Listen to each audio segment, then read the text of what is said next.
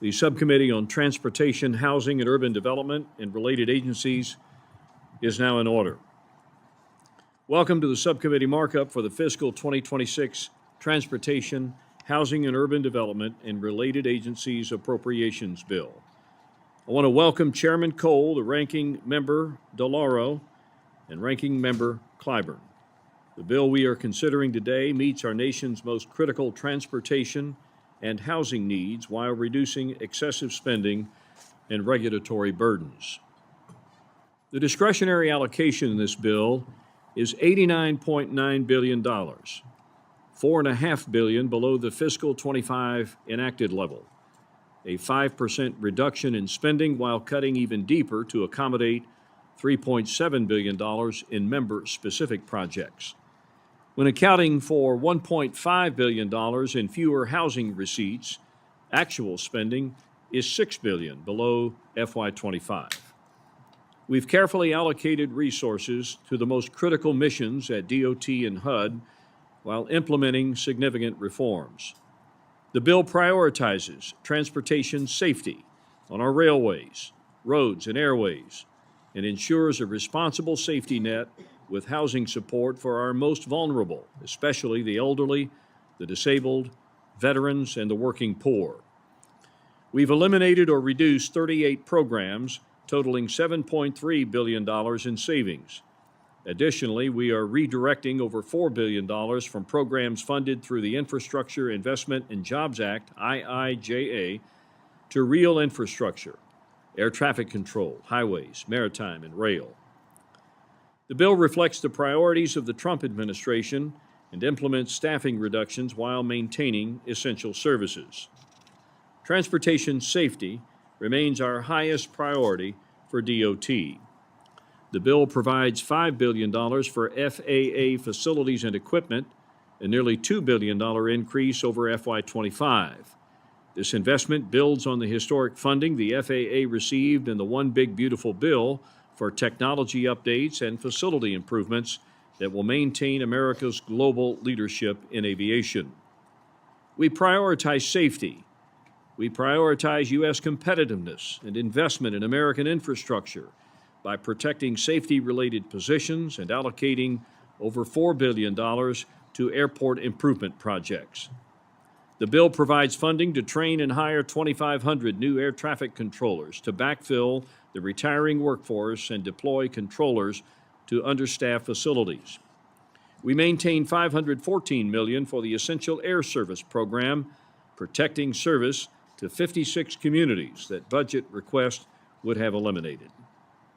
This bill provides $63.4 billion for highways and bridges through the Highway Trust Fund, a $1.3 billion increase.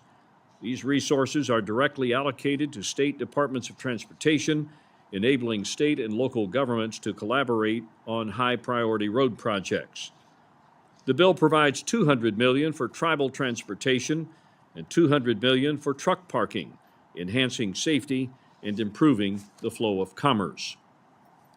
The bill provides $925 million for Amtrak's Northeast Corridor and $1.4 billion for the national network through a transfer from the IIJA Fed-State Partnership Program, which under the Biden administration was used to fund wasteful high-speed rail projects.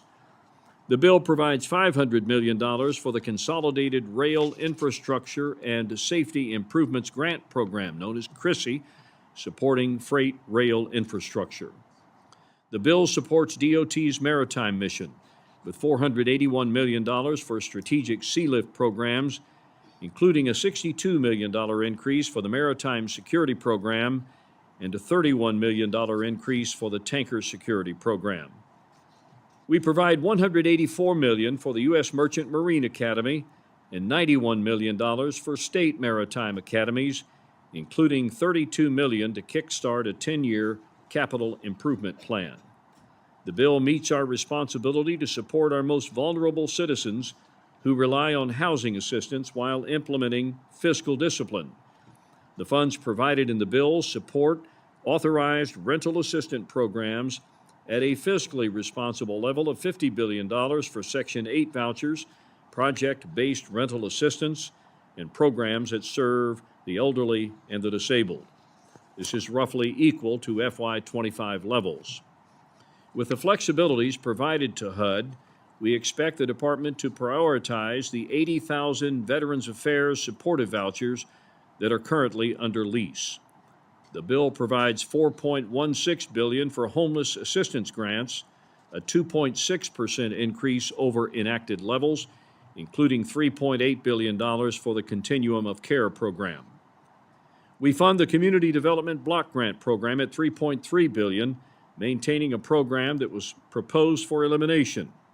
As a former mayor, I know how important this program is to meet local needs, from affordable housing rehabilitation to programs like Meals on Wheels and Boys and Girls Clubs. We do not provide further funding for the Home Investment Partnership Program, as only 16% of the $5 billion in Home ARP has been expended. The bill implements significant government reforms consistent with the Trump administration's priorities. The bill reflects a 5% total staffing cut across all departments and agencies, while ensuring DOT safety positions are fully funded. We've included general provisions that reinforce Trump administration policies on climate, immigration, regulatory burden, and innovation. This bill represents a responsible approach that prioritizes core infrastructure needs, maintains an essential safety net for our most vulnerable citizens, and implements the fiscal discipline and regulatory relief that the American people demanded in the last election. I believe the decision in this bill will have a positive impact in every congressional district while meeting our responsibility to rein in spending and reduce regulatory overreach. I want to thank all the members of the subcommittee for their participation in the process to this point. The bill reflects many of your priorities. I want to thank my friend, Ranking Member Clyburn, for his collaboration and respect during this process. I've learned from each of you through our hearing process that all the ideas you've brought me, either through your formal request or through casual conversations, are included in this bill. This bill is better because of your participation.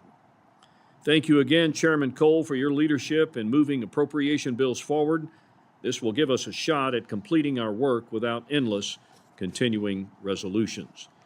And while the Senate has yet to act on their version of the bill, I'm pleased that we're doing our job in the House to have the best possible position at the negotiating table. I look forward to working with all of you as the bill moves forward, and I ask for your support for this legislation.